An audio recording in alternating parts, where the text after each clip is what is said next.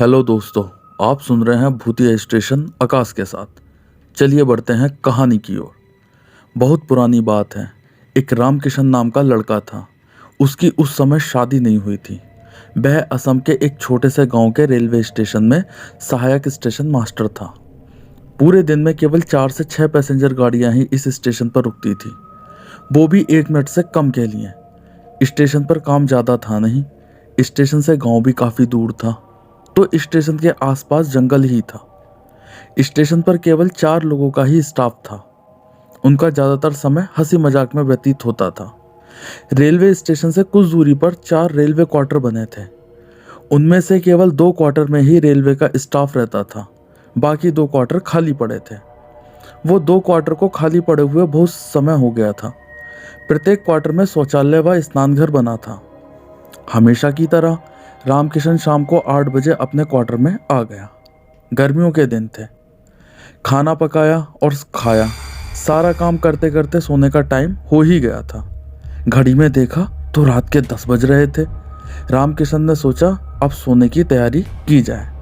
वो सोने की तैयारी कर ही रहा था कि उसे बहुत तेज सुगंध महसूस हुई। वह इधर उधर देखता है और फिर देखने के लिए वो आंगन में आया। आंगन भी सुगंध से महक रहा था। उसने सोचा कोई धूप अगरबत्ती भी नहीं जल रही है, फिर यह सुगंध कैसी। वो अपने सर को झटक कर सोने के कमरे में जैसे ही चलने को हुआ कि तभी उसे पायल की छनकने की आवाज आई। वो एकाएक रुक गया। अभी वो खड़ा खड़ा सोच ही रहा था कि तभी किसी औरत के तेजी से हंसने की आवाज आई। उसने एकदम दरवाजा खोला तो दरवाजे पर एक दुल्हन खड़ी नजर आई, लेकिन उसका चेहरा घूंघट से पूरा ढका हुआ था। रामकिशन को देखते ही वो एकदम भागी और जो 4 क्वार्टर खाली पड़े थे अंतिम क्वार्टर में आर पार निकल गई। रामकिशन जो उसके पीछे भागा था वो वहीं रुक गया और डर के मारे कांपने लगा। जैसे तैसे वो अपने कमरे में आया और लेट गया। वो अभी भी सोच रहा था कि आखिरकार यह थी कौन। वह पूरी रात सो नहीं पाया। रामकिशन को आए हुए अभी केवल 2 ही महीने हुए थे, लेकिन ऐसी घटना अभी तक नहीं घटी थी। रामकिशन पूरा दिन इसी सोच विचार में निकल गया। शाम को रामकिशन अपने दोस्त बबलू को ले गया। बबलू तगड़ा जवान था। रात को दोनों ने साथ खाना खाया। जब दोनों सोने के लिए कमरे की ओर बढ़े कि फिर रामकिशन को तेज सुगंध आई। रामकिशन ने बबलू से पूछा, क्या तुम्हें भी सुगंध आ रही है बबलू? तो बबलू बोला, हाँ यार आ तो रही है। फिर वही पायल की आवाज आई और महिला खिलखिला के हंसी। तो बबलू बोला, अरे कौन है ये? रामकिशन बोला, बबलू ये ले एक डंडा तू ले और मैं पाठल लेता हूँ। ये पता नहीं कौन है, कल भी इसने परेशान किया था, आज देखते हैं इसे। बबलू ने हामी भरी। जैसे ही दरवाजा खोला वहां एक दुल्हन खड़ी थी। उन दोनों को देखते ही वो फिर अंतिम क्वार्टर की तरफ भागी। दोनों उसके पीछे पीछे दौड़े, लेकिन वो दुल्हन दरवाजे के आर पार निकल गई। यह देखकर बबलू घबराया, लेकिन रामकिशन बोला, डर मत, मेरे पीछे आ, हम 2 हैं और वो अकेली है। रामकिशन ने जब क्वार्टर का दरवाजा खोला तो क्वार्टर में गुप्त अंधेरा था, लेकिन कुछ चमक नहीं रहा था। वो जैसे ही अंदर की ओर बढ़े वो चमकीली चीज बड़ी होती चली जा रही थी। गर्मी होते हुए भी वहां ठंडक महसूस हो रही थी। वो दोनों बहुत डर गए। बबलू ने रामकिशन का हाथ पकड़ा और क्वार्टर से बाहर की ओर खींचकर ले आया और तेजी से क्वार्टर का दरवाजा बंद कर दिया। रामकिशन के क्वार्टर में दोनों आ गए। पूरी रात उन्हें वही हंसी और पायल की आवाज आती रही।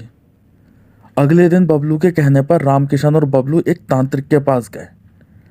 तांत्रिक ने एक धागा दिया और कहा कि यह धागा अपने क्वार्टर के गेट पर बांध देना। उन दोनों ने ऐसा ही किया। बबलू बोला, रामकिशन अब सब ठीक है, मैं अपने घर जाता हूँ, तू भी आराम से रहना अब। रामकिशन बोला, ठीक है। रोज की तरह रामकिशन आज भी अपने सारे काम करके सोने की तैयारी कर रहा था। आज वो काफ़ी निश्चिंत था। वो अपने बिस्तर पर लेट गया था। उसे नींद आ ही रही थी कि अचानक दरवाजे पर तेज दस्तक हुई। वो कूदकर एकदम बैठ गया कि तभी किसी औरत के चीखने की आवाज़ आई। रामकिशन एकदम डर गया। उसकी हिम्मत नहीं हुई बाहर जाने की। भगवान का नाम लेकर वो फिर लेट गया। फिर उसे लगा कि कोई औरत उसके दरवाजे के पास रो रही थी। ना चाहते हुए भी रामकिशन दरवाजे तक पहुंचा और वहां से खड़ा होकर चिल्लाता है, अरे कौन हो तुम? क्यों मुझे परेशान कर रही हो? मैंने तुम्हारा क्या बिगाड़ा है? इतना कहते ही रोने की आवाज आनी बंद हो जाती है।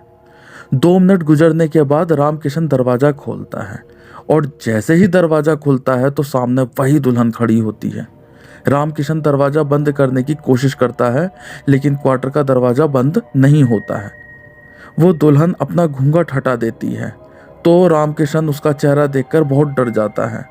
उसकी सांस ऊपर की ऊपर और नीचे की नीचे रह जाती है क्योंकि दुल्हन के चेहरे पर बहुत बड़े बड़े घाव के निशान होते हैं। उसकी आंखें नहीं होती हैं। रामकिशन संभलना चाहता था लेकिन इतनी देर में ही चुड़ैल रामकिशन का गला दबा देती है। रामकिशन की सांस अब घुटी घुटी चल रही होती है। वो समझ गया था कि यह दिन उसका आखिरी दिन है और वो दुल्हन उसको मार देती है। अगले दिन रामकिशन के स्टाफ का एक आदमी रामकिशन को ड्यूटी के लिए बुलाने जाता है। जैसे ही वो दरवाजा खटखटाता है दरवाजा खुल जाता है। जब वो अंदर जाता है तो देखता है रामकिशन अपने बिस्तर पर औंधे मुंह पड़ा होता है। जैसे ही वो आदमी रामकिशन को सीधा करता है वो आदमी देखता है कि रामकिशन की आंखें पूरी तरीके से काली पड़ी होती हैं और उनमें से खून निकल रहा होता है। ये देखकर आदमी वहां से डर के मारे भाग जाता है। कहते हैं उन क्वार्टरों को सभी लोगों ने छोड़ दिया क्योंकि वहां वही चुड़ैल दुल्हन ने किसी को रहने नहीं दिया। आज वो जगह पूरी तरह वीरान है और वीराना ही भूत प्रेतों को पसंद होता है। तो दोस्तों, आपको हमारी कहानी कैसी लगी कमेंट बॉक्स में ज़रूर बताना। और अगर आप हमारे चैनल पर नए हो तो हमारे चैनल को सब्सक्राइब कीजिए और बेल आइकन दबाना ना भूलें। धन्यवाद।